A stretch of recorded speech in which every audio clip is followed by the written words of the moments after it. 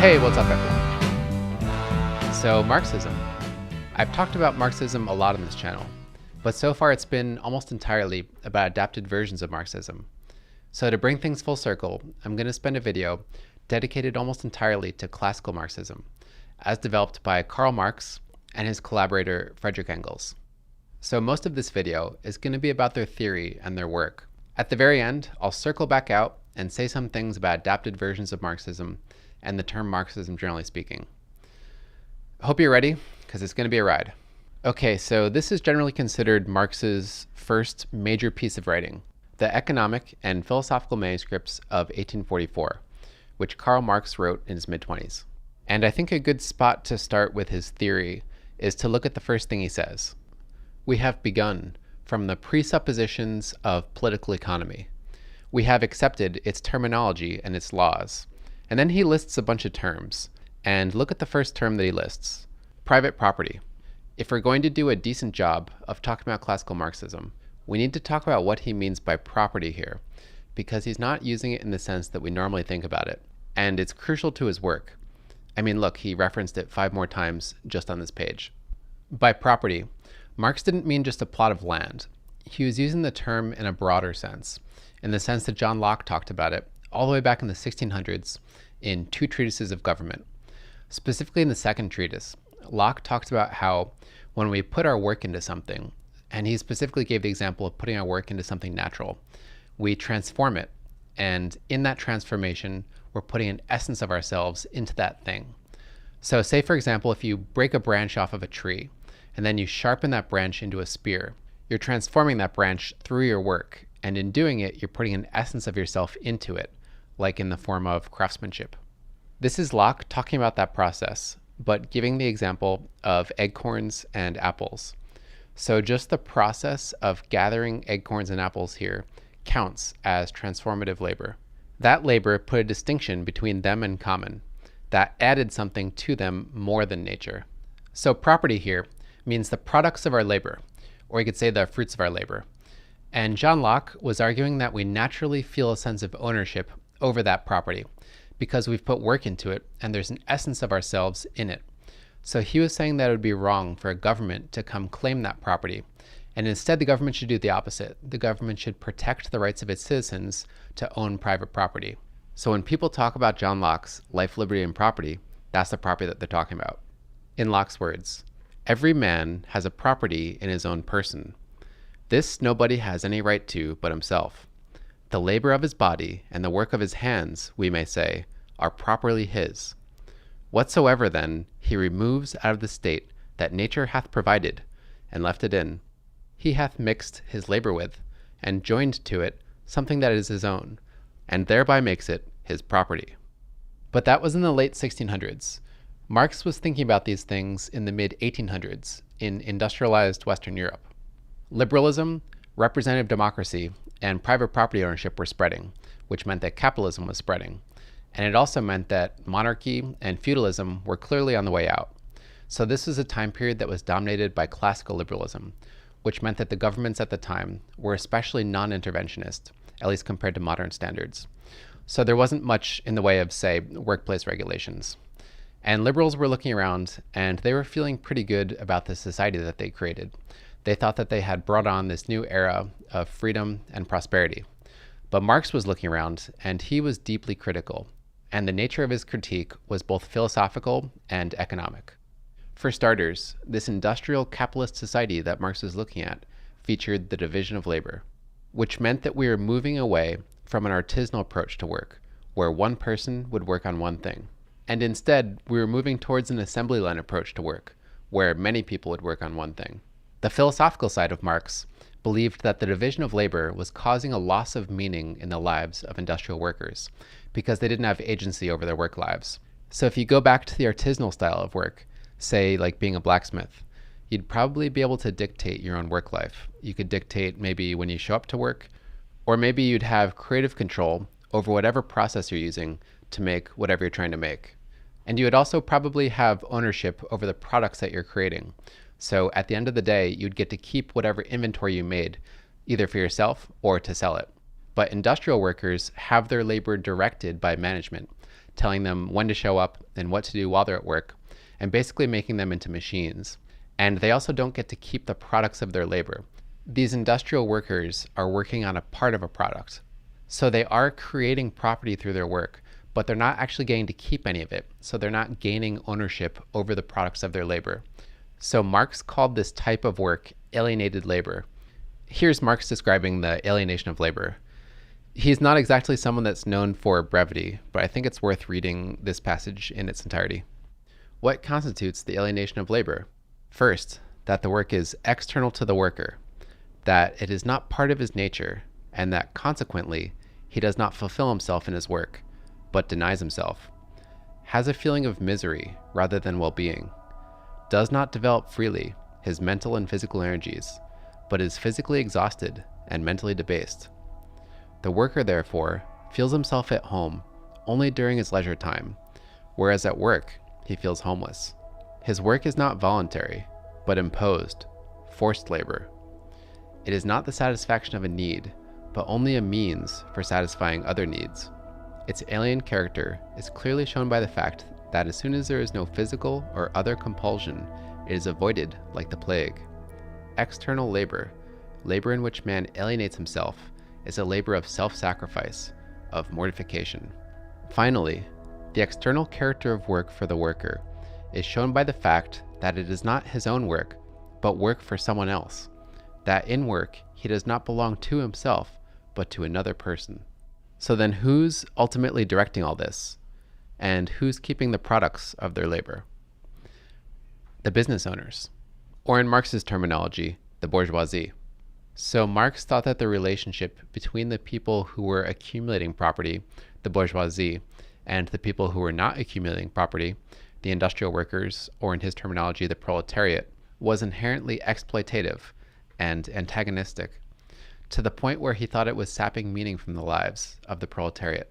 And he thought this relationship hinged on the concept of private property. The bourgeoisie being allowed to accumulate all this private property gives them power over these propertyless workers, and you can reliably call them propertyless because if they did have property, beyond just their personal possessions, they wouldn't want to be industrial workers. Marx believed that this was a necessary dynamic in a society that allows individuals to own private property and also features the division of labor. A few people end up owning a lot of property, and many go propertyless. So then what did the proletariat get out of this? And Marx's answer was wages. But then how much are they paid? And Marx's answer was as little as possible. So the business owners wouldn't hire the proletariat if they couldn't make a profit. So these industrial workers are creating value through their work, but they're only being paid a certain amount. So there's this extra value that they're creating that they're not being paid for. And Marx called that surplus value. And he believed that the extraction of surplus value, the extraction of value that these workers are creating with their hands but aren't actually being paid, he believed was theft and exploitation. On top of the workers not being paid enough, at least in Marx's mind, working conditions for these industrial workers also tended to be pretty rough. Because again, this is a time period where the government didn't intervene very much in the workplace. So there wasn't much in the way of governmental regulations, which meant that you could have children working long hours for low pay in dangerous conditions, something that Marx was aware of and not happy about. Marx and Engels also believed that the proletariat couldn't just vote to better their circumstances. Voting at the time tended to have class-based restrictions to it, because classical liberals believed that in order to vote, you should have an education. And this was before widespread public education, meaning that education at the time was a privilege. So Marx and Engels believed that the proletariat were politically powerless, and that the bourgeoisie could basically shape society however they wanted. Or as Engels said it, they believed that they were living in a time of the political supremacy of the bourgeoisie. Basically, from every angle that Marx was analyzing the capitalism of his time, he thought that the proletariat were getting the short end of the stick, and that they were being institutionally oppressed by the bourgeoisie, who were institutionally oppressing them through the right to own private property. And he thought that the pressures were going to get worse and worse. The bourgeoisie were going to keep accumulating more and more property, getting richer and richer, and more power. And they were going to keep on exerting pressure down onto the proletariat. And he thought that that was going to keep on happening until inevitably at some point society would have to rearrange itself and would have to learn from the mistakes of Marx's time by abolishing the right to own private property. In other words, make a communist society. So in this quote here, the theory of the communists may be summed up in the single sentence, abolition of private property. They're specifically flagging that they're talking about bourgeois property, which is basically any type of property that relates to big industry, which you could also call the means of production. The basic takeaway here is that they believed that private property was creating class inequality and class oppression, and that by abolishing bourgeois private property, they could fight class inequality and class oppression. Marx's vision for communism goes beyond what you would think just by reading this quote, but I'm going to wait until later in the video to talk about it, because there's another aspect to his work that I need to get to first. So Marx and Engels weren't operating in a vacuum here. It was popular among intellectuals at the time, especially in Western Europe, to criticize capitalism and to come up with your own theory of socialism or communism, and then to even try to get a following based on your own brand of socialism or communism. But these other people that were doing it were basing their theories on morality and on wishful thinking. So they were saying such and such aspect of capitalism is morally wrong, and for this and that reason, their version of socialism or communism is morally correct, and they were saying we ought to then implement their brand of socialism or communism. And to Marx and Engels, that type of thinking was naive, or in their words, it was utopian. And Marx instead wanted to be scientific. He was inspired by what Darwin had done for biology, and he wanted to do something similar for the social sciences by grounding his argument in logic and empirical evidence. In Marx's words, "My conclusions are the fruit of an entirely empirical analysis based on a careful critical study of political economy." I'm about to get into their method, but before I do, I think it's worth saying up front that Marx and Engels didn't bring an objectivity or a professional disinterestedness to their work that we tend to expect from scientists. So this is a partisan take on what it means to be scientific.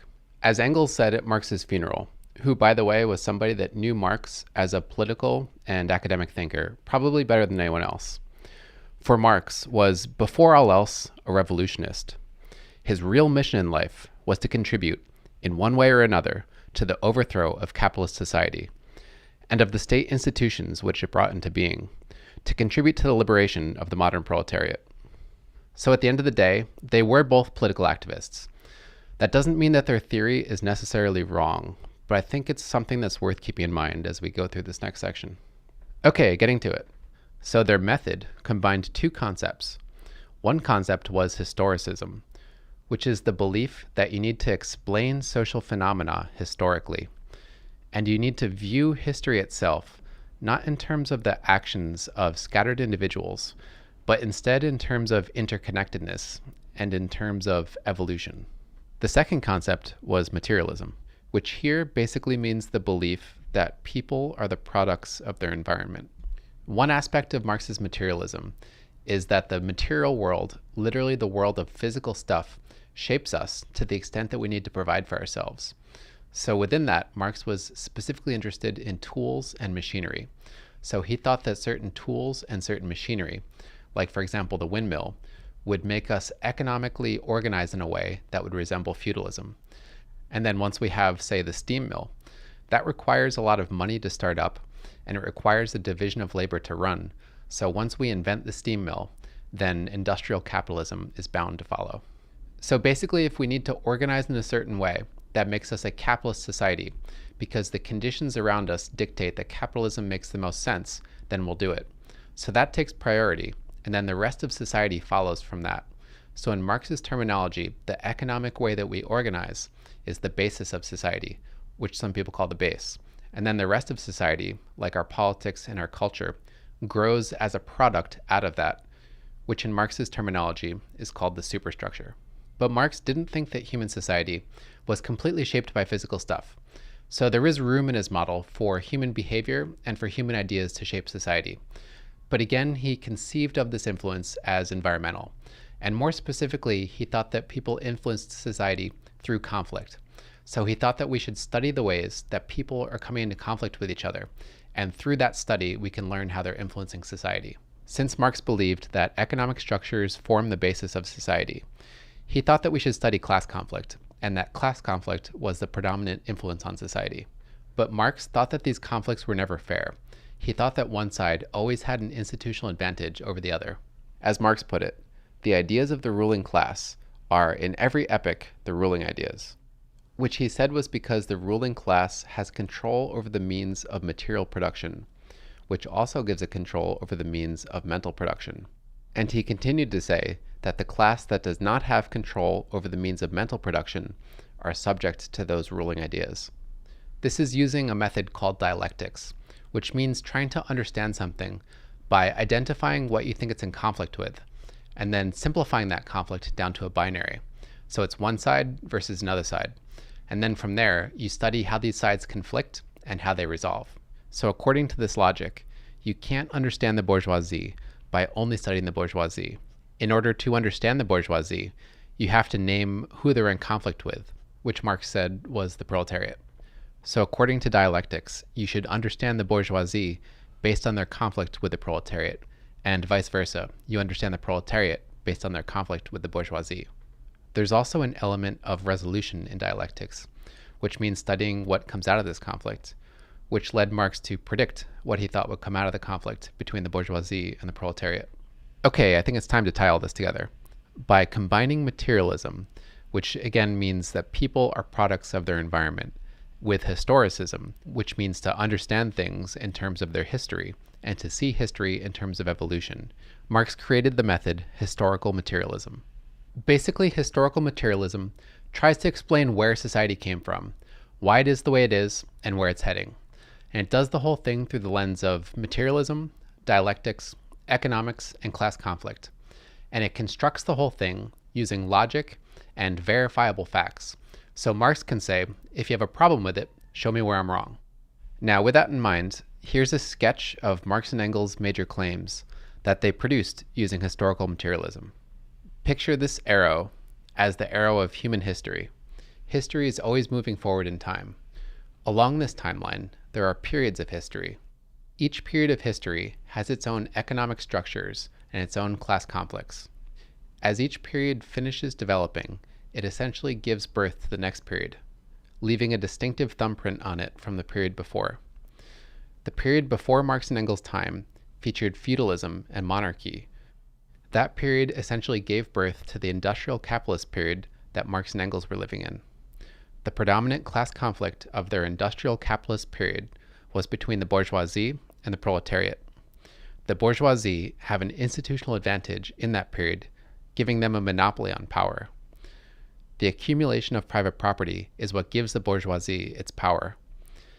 As capitalism develops further, members of the bourgeoisie compete against each other and also oppress the rest of society below, extracting more and more money and more property from society, making themselves richer and richer as wealth concentrates into the hands of fewer and fewer people, proportionately driving the rest of the population further towards poverty and propertylessness.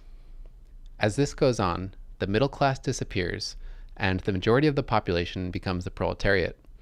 At some point, the oppression becomes so unbearable that the proletariat band together as an oppressed class, rise up and reclaim society for their own, taking power from the bourgeoisie and making a new society where private property is abolished, which would also bring on the next period of human development, the first period that was supposed to be free of class conflict, which in his terminology would be a period of communism.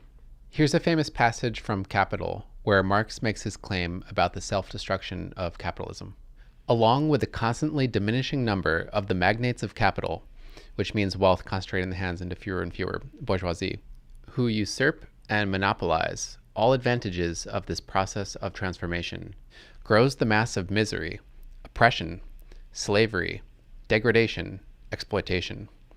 But with this too grows the revolt of the working class, a class always increasing in numbers and disciplined, united, organized by the very mechanism of the process of capitalist production itself. The monopoly of capital becomes a fetter upon the mode of production, which has sprung up and flourished along with and under it. Centralization of the means of production and socialization of labor at last reach a point where they become incompatible with their capitalist integument, which basically means shell. This integument is burst asunder. The knell of capitalist private property sounds. The expropriators are expropriated. So Marx literally positions himself as a fortune teller here. He says, based on the developmental trends of capitalism, I can see its self-destruction coming. I can see the increasing exploitation and greed of the bourgeoisie, and the increasing poverty and misery of everyone else. And he says he can even glimpse around the corner a little bit more to see the coming revolution and the next society, which he said was communist. And if you asked him how sure he was, he would say very sure. In fact, he thought it was inevitable. You might have noticed that I'm not spending a lot of time on Marx as an economist. He did spend a lot of time developing his theory of economics, but modern economists tend to think that he made too many mistakes for his work to really be that directly relevant on modern economics. So I don't think it's worth spending that much time on, but if you're interested in it, you're welcome to seek out explanations of it elsewhere. I'm also kind of skipping over the revolution. It's something that I think people talk about a lot when they talk about Marxism. But I think for Marx, the revolution was probably the least interesting part of his theory. I think what was much more important for him was just this general idea that the proletariat took power. And I don't think he cared that much about what form that took. So for him, just the proletariat taking power was the important part. So I'd rather just skip ahead and talk about what he thought that would look like once the proletariat came into power. In other words, let's talk about communism. After the revolution, Marx and Engels believed that the proletariat would stick together as a unified class, and they would rule based on a flipped dynamic of how Marx and Engels perceived industrial capitalism, since they believed that the ideas of the ruling class are in every epoch the ruling ideas, then the ideas of the proletariat would be the ruling ideas of the society. Dialectically analyzing the proletariat and the bourgeoisie led them to believe that the proletariat would be fundamentally socialist, meaning that the proletariat would rule this new epoch with socialist ideas. Here's Engels giving what I think is a pretty clear explanation of what that new social order would look like. Above all, it will have to take the control of industry and of all branches of production out of the hands of mutually competing individuals, and instead institute a system in which all these branches of production are operated by society as a whole. That is, for the common account, according to a common plan, and with the participation of all members of society. It will, in other words, abolish competition and replace it with association. And then on the next page, private property must therefore be abolished, and in its place must come the common utilization of all instruments of production, and the distribution of all products according to common agreement. In a word, what is called the communal ownership of goods. So all property that generates wealth, property that you can say rent or sell or operate to generate wealth, would go into the hands of the state, which also implies that the state would direct the economy and to some extent direct labor. But this probably wouldn't happen overnight. As Engels said, the proletariat would probably transform existing society gradually, which would start with bourgeois property, which would mean certain forms of the means of production. But then from there, they thought that the proletariat would find itself forced to go ever further, to concentrate increasingly in the hands of the state, all capital, all agriculture, all transport, all trade, until finally, when all capital, all production, all exchange have been brought together in the hands of the nation, private property will disappear of its own accord, money will become superfluous, and production will so expand, and man so change, that society will be able to slough off whatever its old economic habits may remain. I'm just going to rattle off a few more other points, and then I'll talk about all this. They thought everyone in this communist society would be publicly educated because private schooling and homeschooling have class connotations. They also thought there would be construction of large public housing projects, which they interestingly called great palaces. Also, inheritance would be abolished, and there would also be equal obligation for everyone to work.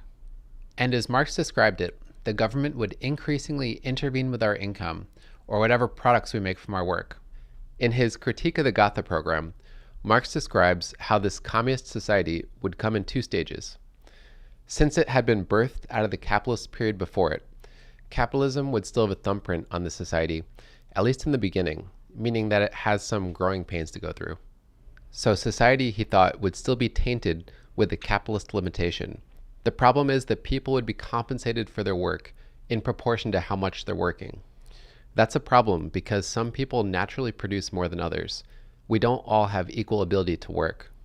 Moreover, We have unequal needs, so some people have different circumstances. That means that they need more than other people. For example, if they have children.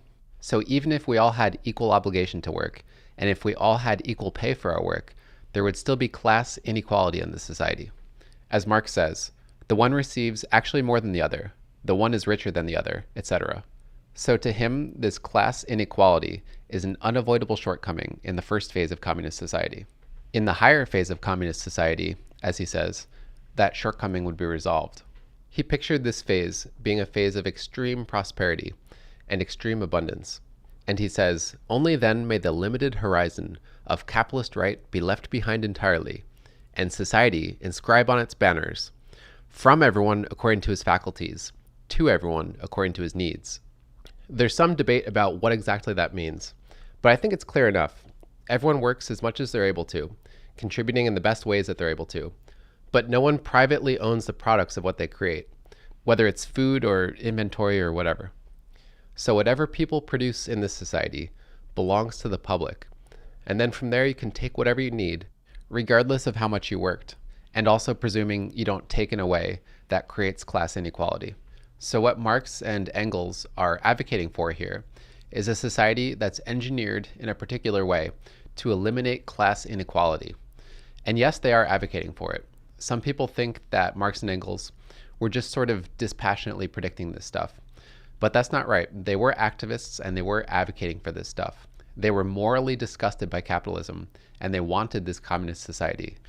The Communist Manifesto is a piece of propaganda that they wrote for communists in their time to try to speed up the fall of capitalism and to try to speed up the rise of communism.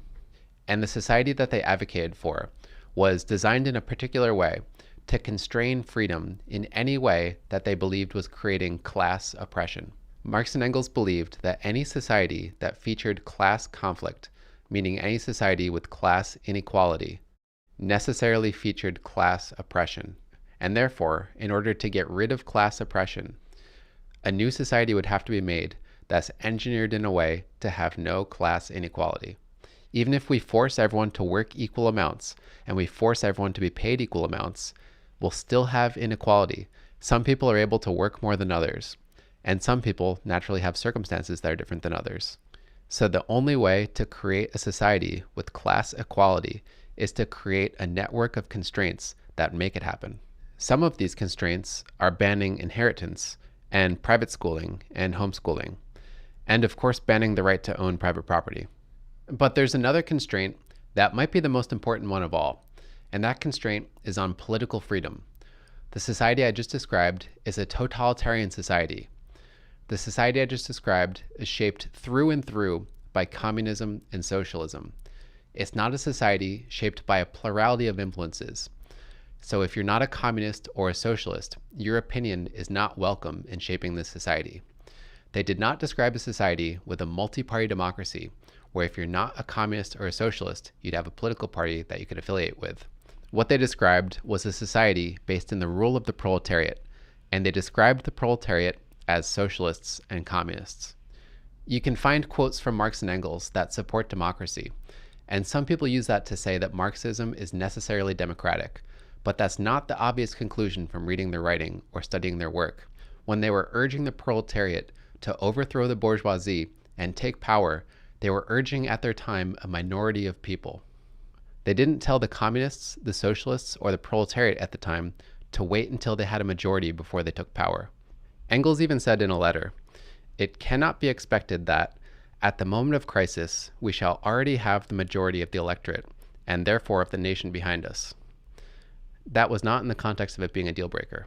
So what they advocated for, at least in their lifetimes, was for a minority of socialists and communists, under the banner of representing the proletariat, to seize power and then from there impose their politics on the rest of society.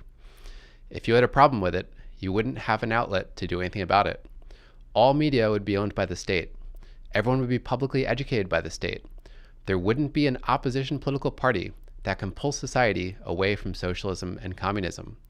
And they didn't want this just to happen in one country. They wanted this to be a movement that swept the entire world. So that's something to think about when we're talking about classical Marxism. This is a serious subject with serious implications. you could probably find a way to interpret or adapt classical Marxism in a way to make it not totalitarian, but their vision for a communist society very much is. Since Marx and Engels' time, capitalism has in some aspects moved away from what Marx and Engels predicted. So we have increased workplace regulations now that make working a more pleasant experience.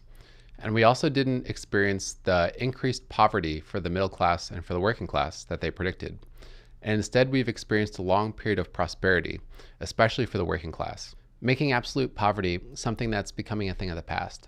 So most modern Marxists have probably abandoned class as a subject. If you want to see a catalyst for that, you can look at a letter by an influential Marxist named C. Wright Mills, who wrote in 1960 that he's not sure why Marxists are still clinging to the working class as an agent for the revolution.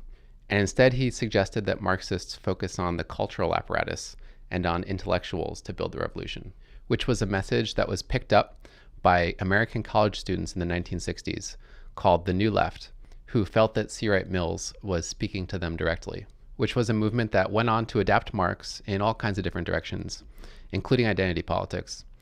But I've already made a video about them, so if that's interesting to you, I would just check that out. I think it's about time that we got around to answering the question of the video. What is Marxism? Well, Marx is the guy, Marxists are people who are inspired by him, and Marxism is what comes out of both Marx and Marxists. So Marxism refers to both the beliefs and the behavior of Marx and Marxists. This is a sensitive point for a lot of people, and I think a good way to go about this is to move away from Marxism for a second and give another example. Think of Christianity. Christ was the guy, Christians are the people who are inspired by him, and Christianity is a subject that comes out of both Christ and Christians. So whatever Christians get up to, even after the death of Christ, adds to the subject of Christianity. This is how we treat any school of thought that's tied in with someone's name. People are allowed to interpret it differently and adapt it differently according to their times. There's not an asterisk next to Christianity that says that Christians have to be held to strict fundamentalist standards, just like there's not an asterisk next to Marxism saying that Marxists need to be held to strict fundamentalist standards.